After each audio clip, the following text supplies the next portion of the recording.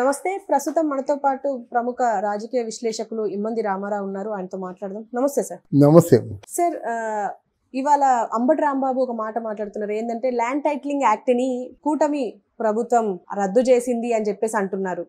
So ఏంటి sir అసలు ఈ ల్యాండ్ టైటిలింగ్ ఆల్రెడీ మనకు ఎంత ఇష్యూ అయిందో మనం చూస్తూనే ఉన్నాం. ఇప్పుడు రద్దు చేయడం వల్ల ప్రభుత్వానికి ఏమైనా నష్టం ఉందా? అంటే వైసీపీ వాళ్ళు దీన్ని ఏమన్నా వ్యతిరేకించి ఏమన్నా ధర్నాలు చేసే అవకాశం ఉందంటారా? ఇప్పుడు వీళ్ళు డేగ కళ్ళతో ఎక్కడెక్కడ భూమి ఉందని చూస్తున్నారు కదమ్మా. ఆ భూమిని సంరక్షించుకోవాలి. ఎవరు సంరక్షించాలి? అక్కడ ప్రభుత్వం సంరక్షించదు, మీ భూములు మీరే సంరక్షించుకోవాలి. అందుకని ఇప్పుడు తక్కువ వ్యయంతో అయిపోవడానికి రాళ్ళు పాతించడం, పేరు రాయించడం, సర్వే నెంబర్ రాయించడం జరుగుతుంది అన్నమాట. దీనికి మరి తప్పదు, కొంత డబ్బు అవుతుంది. తర్వాత ఏంటంటే ఒక భయంతో కూడుకున్న ఆనందోత్సవం వాళ్ళకి ఉందన్నమాట. అంటే ఎవరైనా సరే ఒక పర్స్ తీసుకోవడం, పర్సులో 100 కోట్లు వేసుకోవడం, మంచి స్థలం 35 కోట్లు 36 కోట్లు ఎంతో, అలాగా అంత పెద్ద మొత్తంలో అంటే కొనుగోలు జరిగింది. అందులో కేటీ రామారావు గారి తాలూకు కొడుకు కూడా 36 ఎకరాలు కొన్నాడు, కేటీ రామారావు కొడుకు. సో ఇలాగ వాళ్ళు విస్తృతంగా ఆలోచించి అంటే వీళ్ళు ల్యాండ్ కొన్నప్పుడు ఆ కొండం పక్కడికి అమ్మేయడం, ఆ మార్జిన్ చూసుకోవడం. డబ్బున్నోళ్ళు ఏం చేస్తారు? అది 50 ఎకరాలు 50 ఎకరాలు కాదు, 50 ఎకరాలు కొంటారు. కొన్ని తర్వాత ఎంతో గజం ఉంటుంది. ఆ గజంకేమో 20, అంటే గజంకేమో 10,000 15,000 అంతా చెప్తారు. అక్కడ దాన్ని ఏంటి అంటే దాన్ని హైవే అమ్మ, భోగాపురం ఇంటర్నేషనల్ హైవేలో రేట్లు పెట్టి వాళ్ళు పెట్టడం వల్ల వాళ్ళు ముందు బోర్డు తగిలించుకొని ఆ సెటరేట్ చేసుకుంటారు. మునపటి పరిస్థితి ఏమి ఉండదులే. వాళ్ళు ఇలాగా అంటే ఇలా ప్రవర్తిస్తే ఎలాగుంటుందని ఆయన రాజకీయంగా ఒక ఆట ఆడాడు. ఇలా నువ్వు ఎలా ప్రవర్తిస్తే మాత్రం తిరుగుబోటు మామూలు జరగదురా, జరిగేది రక్తపాతమే అని పవన్ కళ్యాణ్ ఇచ్చారన్నమాట. అంత తేలిక కాదు వీళ్ళు. అంటే మామూలుగా రాయికి రంగులేసేయడం, పలకలకి రంగులేసేయడం, అందులో పేరు రాసేయడం, సర్వే నెంబర్ రాయడం, రేపు పొద్దున పెద్ద కేసు అవుద్దమ్మా. నేను ఇష్టం వచ్చినట్టు రాస్తారు. నీది ఆ స్థలం, ఎవరైనా వచ్చినట్టు ఇస్తే నీ స్థలం కాకపోతే అప్పుడు మిమ్మల్ని సంప్రదించి ఏంటమ్మా సర్వే నెంబర్ కరెక్ట్ కాదు, ల్యాండ్ నెంబరు కరెక్ట్ కాదంటే ఏదో చెప్తుంది. సో సారీ, ఇది నేను కొనుక్కోవాలని పెట్టేస్తుంది. అందువల్ల ఇప్పుడు చాలా జాగ్రత్తగా పనిచేయాలి. ఇంతకుముందు తెలుగుదేశం పార్టీలో ఉన్నప్పుడు ఈయన ఎవరు ఎన్టీఆర్ చాలా చాలా డెప్త్గా పనిచేసేవాడు, చాలా హుషారుగా పనిచేసేవాడు. ఇప్పుడు ఏంటంటే ఆయన పొజిషన్ మారిపోయింది. అంటే నిజానికి చంద్రబాబు నాయుడికి ఎంత బలం ఉందో ఈయన బలం కూడా అంత బలం ఉంది.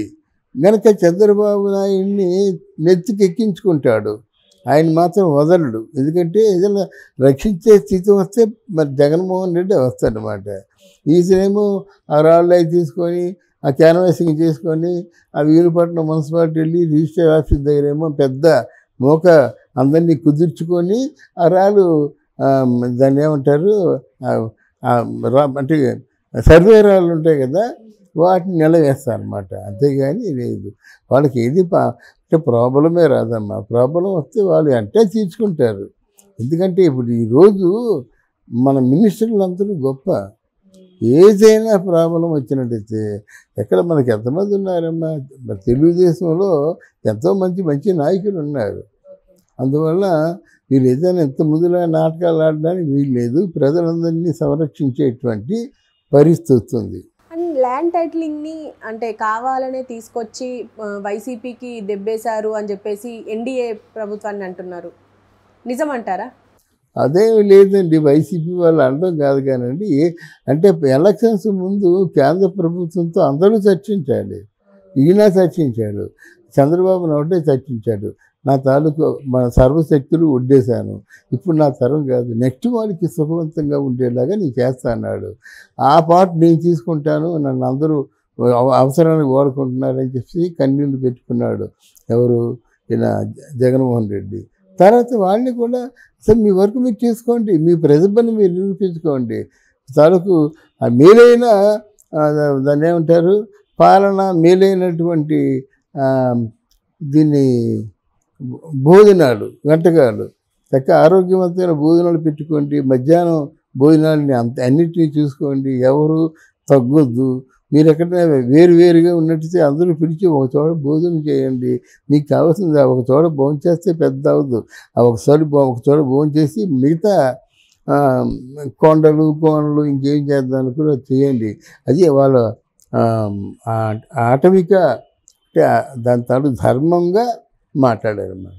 అండ్ రాంబాబు మాత్రమే, అంబటి రాంబాబు మాత్రమే వచ్చి ప్రెస్ ముందు మాట్లాడుతున్నారు, ఇంకా ఎవ్వరూ ఇంతవరకు మాట్లాడలేదు ఇలాంటి విషయాలపైన. మీరేమంటారు? అంబటి రాంబాబు మాట్లాడడం రాదండి. ఆయన ఇరిగేషన్ మంత్రి అయి ఉండి ఆయన మాట్లాడితే ఇరిగేషన్ మంత్రి అంటే ఏమిటండి? ఇరిగేషన్ మంత్రి అసలు ఇరిగేషన్ మంత్రికి ఆ వస్తువు గురించి తెలుసా? వాళ్ళు ఒక్క ఒక గోడ అంటారు, గోడ నీటిని కానీ మట్టిని కానీ తవ్వలేరు, మట్టిని తగ్గితే అది ఎందుకు పనికిరాకుండా పోతుంది అని పెద్ద బదనాం చేశాడు.